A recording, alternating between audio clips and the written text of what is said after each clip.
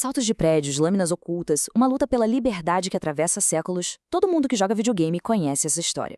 Mas, e se por trás dessa fantasia épica existisse um grupo de pessoas de carne e osso?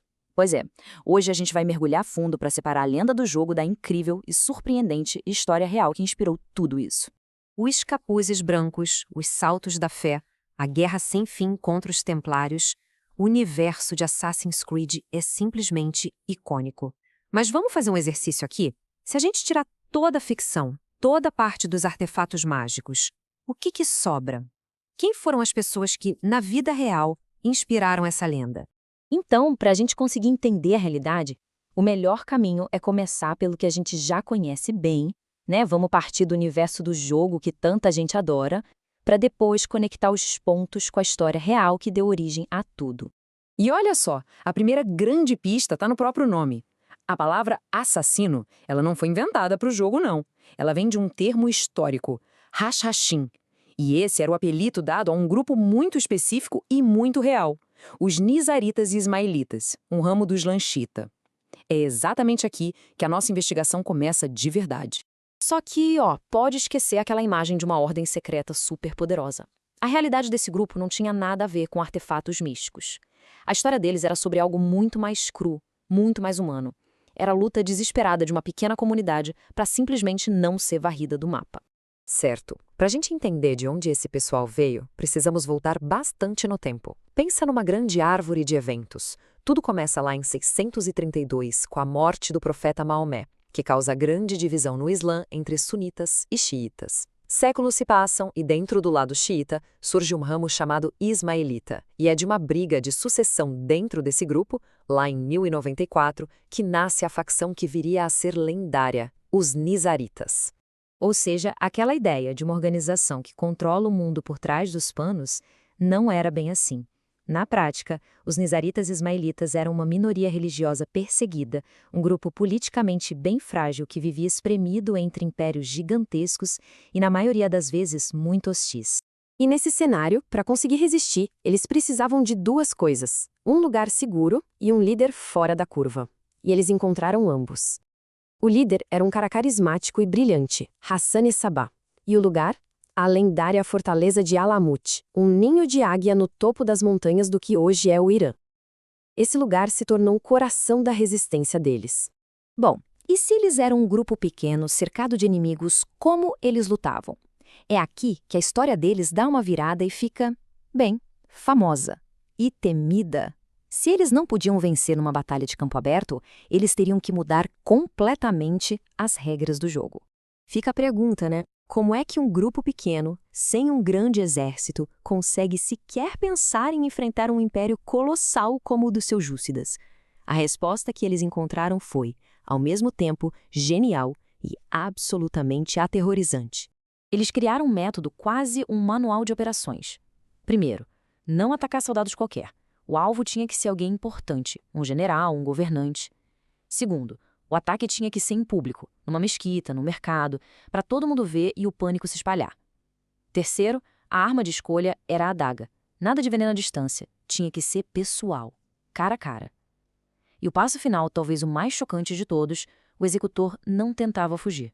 Ele ficava lá, para ser capturado ou morto. Imagina só o terror psicológico que isso causava nos inimigos. E eles não estavam para brincadeira. Os alvos eram o topo da cadeia alimentar do poder. O Império Seljúcida, governantes sunitas e até alguns líderes dos cruzados. Um dos golpes mais famosos deles foi contra o vizir seljúcida, Mizan al-Mulk. Esse cara era o segundo homem mais poderoso do Império. O assassinato dele, em 10 de 92, mandou um recado que ecoou pelo mundo inteiro. Ninguém, não importa o quão poderoso, está seguro. Certo, táticas de guerrilha, alvos de alto valor, mas e aquela história de que eles eram drogados, do paraíso secreto?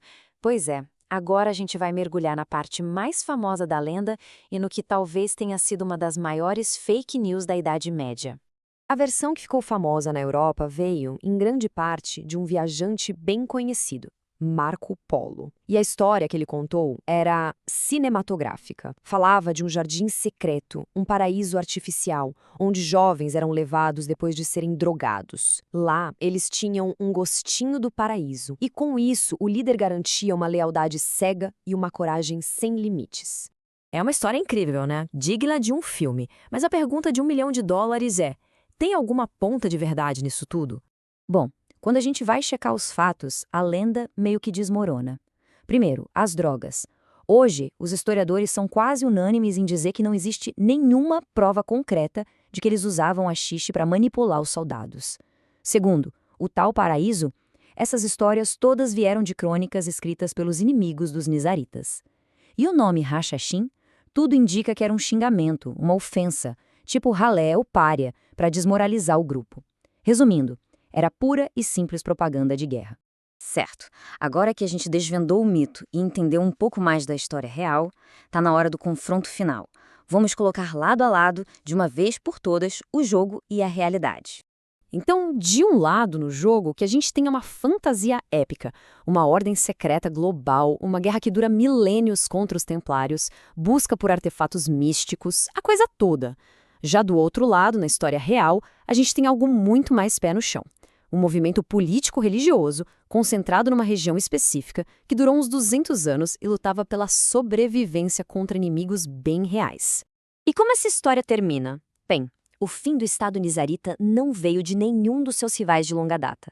Veio de uma força da natureza que estava varrendo o mundo na época, o Império Mongol.